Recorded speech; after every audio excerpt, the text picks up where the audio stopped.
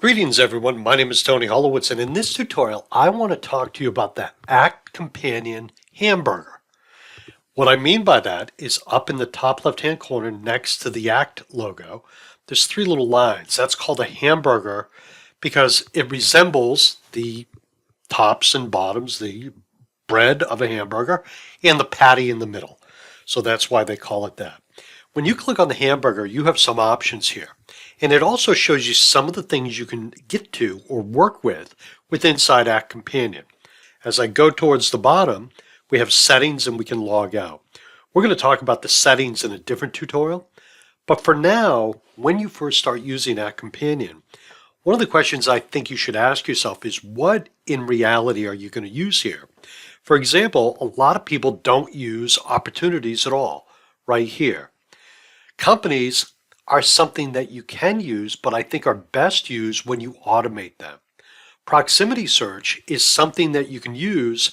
Let's say you're out on the road and you're at a contact's place of business and you say, hey, what's local to me? What's around me? What contacts do I have in my Act database that are within 5 miles of here or 10 miles? That's what proximity search is. Groups and companies, as I mentioned earlier, are things that I think you'll typically see and use inside of Act, or let me restate that. If you use them inside of Act, you most likely will find them useful here to find contacts based on different criteria. Notifications and favorites, we'll talk about those a little bit more as we go along.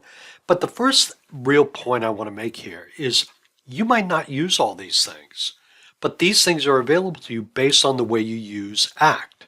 So earlier I told you the story of my client that has people out on the road. A lot of this stuff they might never use except for the contacts and the proximity search.